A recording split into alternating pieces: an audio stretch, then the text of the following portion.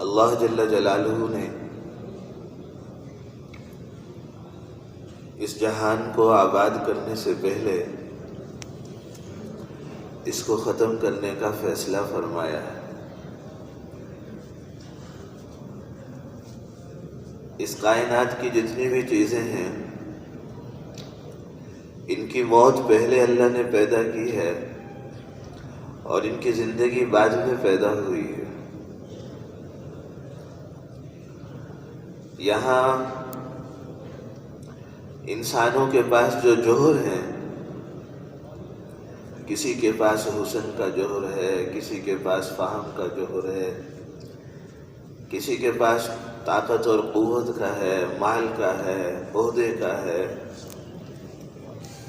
کسی کے پاس کثرت کا جوہر ہے۔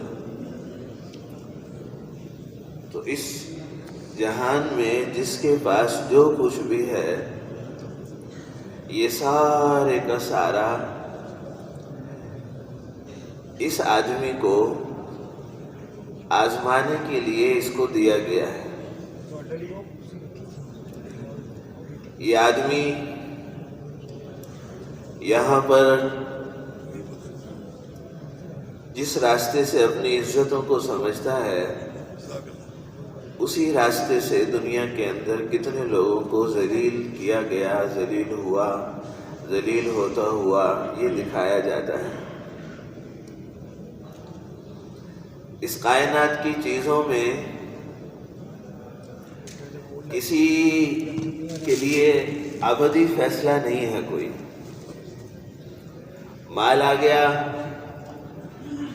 تو اب مال سے نفع ہی ملے گا، ایسی بات نہیں ہے۔ عہدہ مل گیا اب اس سے قوت ہی ملے گی، عزت ہی ملے گی، ایسی بات نہیں ہے۔ کائنات میں کتنی چیزیں ایسی ہیں جن کو صرف اس لیے دیا جاتا ہے کہ یہ چیزیں دے کر ہم ان کو ذلیل کریں گے۔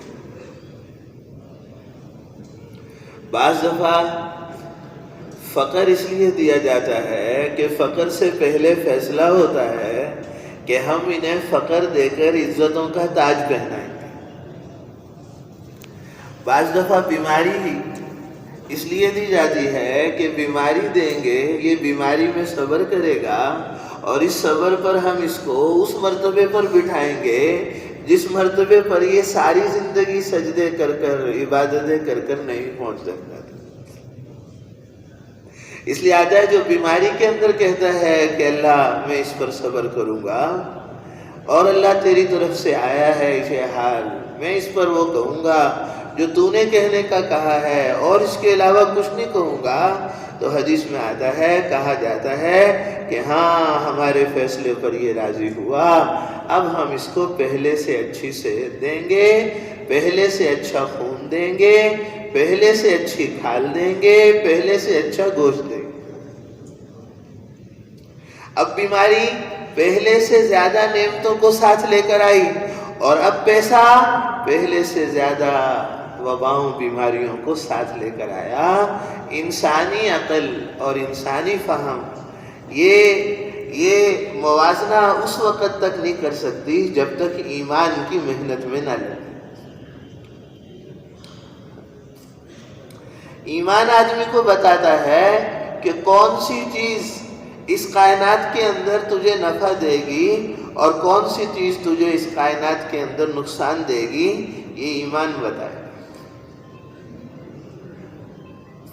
اگر ایمان نہیں ہوگا تو جتنا آدمی چیزوں کے راستے سے، مال ملک چیزوں کے راستے سے ذلیل ہوتا ہے اور کسی راستے سے ذلیل نہیں ہوتا۔ حدیث میں آتا ہے جب ہم نے دنیا کو پیدا کیا تو ہم نے اس کی بھی تقدیر لکھی اور اس کی تقدیر میں یہ لکھا ہے کہ جو اس کے پیچھے بھاگے گا، جو اس کے لیے اپنی ساری کوششیں کاوشیں لگائے گا، جو اس کو جمع کرنے کی کوشش کرے گا، جو اس کے لیے اپنی ساری صلاحیتیں خرچ کرے گا، جو اس کو جمع کرتے کرتے کرتے بھاگتا بھاگتا بوڑھا ہو جائے گا، تو اللہ نے اس دنیا کی تقدیر میں یہ لکھا ہے کہ یہ آدمی پہلے اسی راستے سے ذلت دیکھے گا، بعد میں موت دیکھے گا۔ یہ اس دنیا کی تقدیر لکھی ہے خدا نے. لِكُلِّ شَيْءٍ بِقَدْرٍ حَتَّى لِكُلِّ شَيْءٍ بِقَدْرٍ حَتَّى الْعَجْزُ وَالْكَيْسُ. نکما ہونا، ناکارہ ہونا، بے وقوف ہونا، یہ بھی اللہ کے امر سے ہے، تقدیر سے. چالاک ہونا، سمجھدار ہونا، فہیم ہونا، یہ بھی اللہ کے امر سے. یہاں کسی کے پاس کوئی چیز اپنی نہیں ہے. اپنی ہو تو چھینے نہ. آج صحت ہے، کل بیماری، کہاں چلی گئی صحت؟ آج مال ہے، کل فقیر، کہاں چلا گیا مال؟ تیرا تھا تو کہیں نہ جاتا، ثابت ہوا تیرا نہیں تھا، اور کل بھی تیرا نہیں ہوگا. پہلے والوں سے آج والے عبرت کیوں نہیں پکڑتے، اور آج والے پہلے والوں سے عبرت کیوں نہیں پکڑتے؟ یہ طاقت بقدر ایمان حاصل ہوتی، بقدر فہم نہیں، بقدر تجربہ نہیں، بقدر ایمان حاصل ہوتی. حضور اکرم صلی اللہ علیہ وسلم نے فرمایا مجھے تمہارے فقر و فاقہ کا کوئی غم نہیں، مجھے تمہارے فقر و فاقہ کا کوئی غم نہیں ہے. مجھے تو غم اس بات کا، فکر اس بات کی ہے کہ جب مال تمہارے اوپر چھا جائے گا اور تم پہلے والوں کی طرح مال میں گم ہو جاؤ گے اور بہہ جاؤ گے، اور پہلے والوں کی طرح اللہ کی ناراضگیوں سے تم جڑ نہ جاؤ گے. مجھے فقر و فاقہ کا غم نہیں ہے. اس لیے ساری زندگی یہ دعا مانگی، اللہم احیینی مسکینا، اے اللہ مجھے زندہ رکھ تو غریبوں میں رکھ. کیوں میں اور آپ غربت سے ڈرتے ہیں؟ ادھر تو دعا ہے زندہ رکھ تو غریبوں میں، مجھے کیوں فقر ڈراتا ہے؟ مجھے کیوں غربت ڈراتی ہے؟ ادھر تو دعا ہے اے اللہ مجھے زندہ رکھ تو غریبوں میں. کیونکہ ہم غربت کو عیب سمجھتے ہیں، اور غربت عیب ہوتی تو اللہ کی قسم حضرت محمد صلی اللہ علیہ وسلم کے گھر میں نہ ہوتی. آپ دنیا سے جانے لگے تو پیشاب کی حاجت تھی، آپ نے کہا کوئی برتن لاؤ. علی رضی اللہ تعالیٰ عنہ نے چاروں طرف دیکھا، سارا گھر خالی تھا. ایک انصاری کے گھر، دوسرے انصاری، تیسرے انصاری، چوتھے انصاری کے گھر سے برتن ملا. واپس آئے تو آپ دنیا سے جا چکے تھے.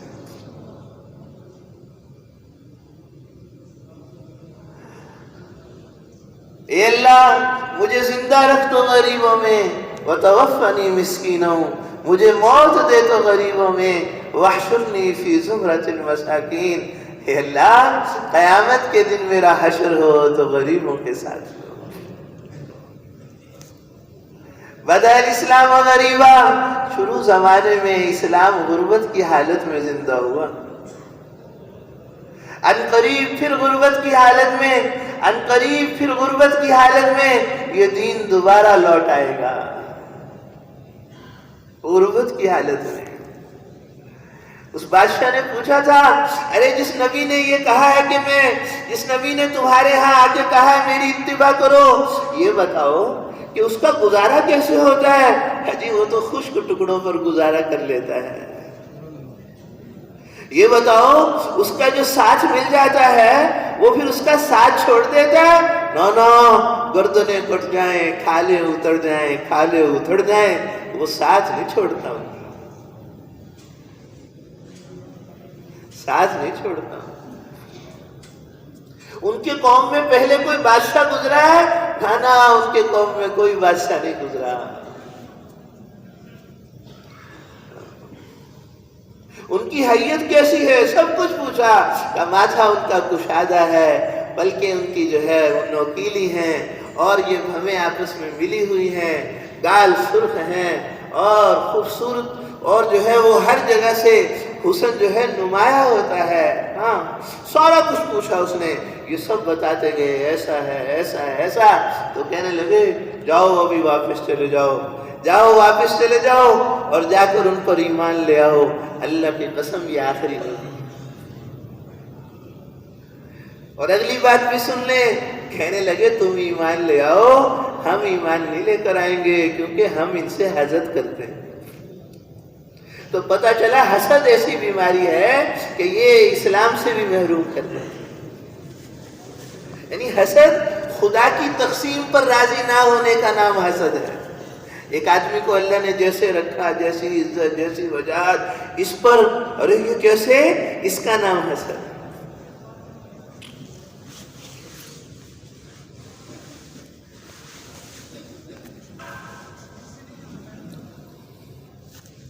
تو زندگیاں میرے محترم دوستو ہمارے پاس امانتیں ہیں۔ ایمان کی محنت میں نہ لگے تو دنیا کھا جائے گی، ایمان کی محنت میں لگے تو میرے دوستو ساری دنیا غلام بن جائے گی۔ موتیں بعد میں آئیں گی، پہلے ساری کائنات کو خدا غلام بنائے گا۔ صحابہ کہا کرتے تھے موت کی بھی ضرورت نہ ہوئی وہ ہمارے پاس پہنچ جائے جب تک ہمارے ساتھ وعدے نہ پورے ہوئے ہمارے رب کے۔ پہلے وعدے پورے ہوئے، اس کے بعد موت، اس کے بعد پہلے دکھایا خدا نے، پہلے دکھایا۔